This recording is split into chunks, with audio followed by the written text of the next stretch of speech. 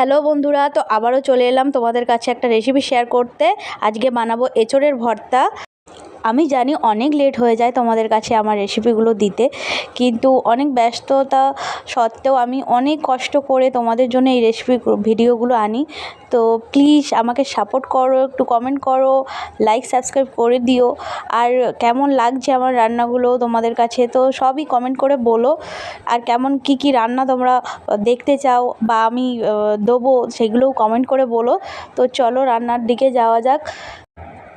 First of all আমি এঁচোড়গুলোকে খোসা ছাড়িয়ে ডুমো ডুমো করে কেটে কড়ার মধ্যে জল দিয়ে সেদ্ধ করে নিয়েছি। এর মধ্যে কিন্তু আমি নুন হলুদ কিছুই অ্যাড করিনি। তারপরে দেখো ভালো করে সেদ্ধ করে এগুলোকে আমি হাতে করেই ম্যাশ করে নিয়েছি।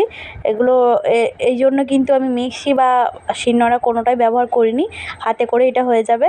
তো দেখো আমি এই মশলার জন্য এখানে আদা নিয়ে নিয়েছি, আর নিয়েছি 4-5 কোয়া রসুন, আর নিয়েছি পেঁয়াজ কুচো করে।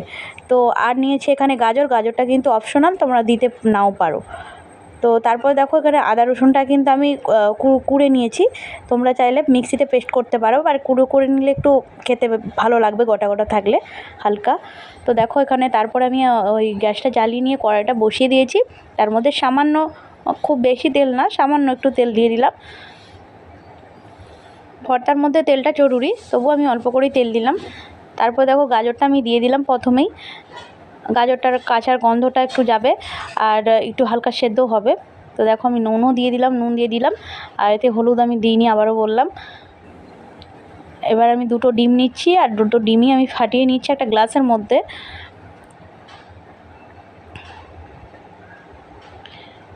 দেখো আমি ঢাকনা খুলে দিলাম। দেখো গাজরটা কিন্তু আমার হয়ে গেছে, ভাজা ভাজা হয়ে গেছে।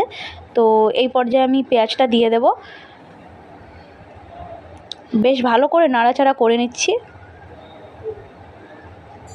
আবার ঢাকা দিয়ে আমি রেখে দিলাম।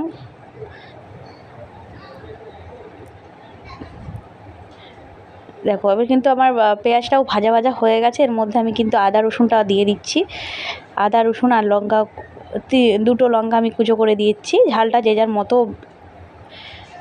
যার মতো হিসেব করে দেবে, যে যেমন ঝাল খায়। তো দেখো এখন আমি নুন দিয়ে দিলাম। নুনটা দিয়ে বেশ ভালো করে নাড়াচাড়া করে নিলাম। আদা রসুনের গন্ধটা ছেড়ে গেছে, তারপরেই কিন্তু আমি ওই ম্যাশ করা এঁচোড়টা দিয়ে অ্যাড করলাম।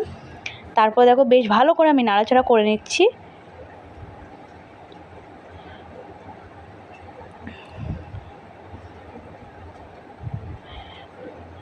তারপর দেখো পরিমাণ মতো আমি চিনি দিয়ে দিলাম, আবারও নাড়াচাড়া করে নিচ্ছি। তারপর দেখো পরিমাণ মতো নুন দিয়ে দিলাম।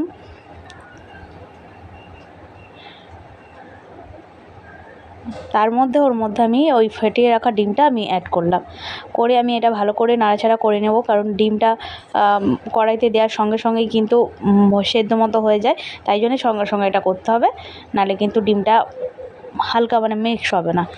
তো যাই হোক আমি ভালো করে নাড়াচাড়া করে নিলাম। তারপর দেখো এখানে ভালো করে আমি ভাজা ভাজা করে এটা নামিয়ে দিলাম। ব্যাস আমার হয়ে গেল এঁচোড়ের ভর্তা। তোমরা অবশ্যই বাড়িতে ট্রাই করো আর বলো কেমন লাগলো তোমরা। আমি কিন্তু এখানে ডেকোরেশন করেছি আর আমার ছেলেকে খেতে দিলাম। ও কেমন বলবে, অবশ্যই তোমাদের রিভিউটা দেবে। তো তোমরা বাড়িতে অবশ্যই ট্রাই করো আর কমেন্ট করে বলো কেমন লাগলো। তো ততদিন সুস্থ থেকো, ভালো থেকো। আর অবশ্যই আমার চ্যানেলটা সাবস্ক্রাইব করো, কমেন্ট করো, লাইক করো প্লিজ। সবাই একটু পাশে থেকো। তো ততদিনের টাটা।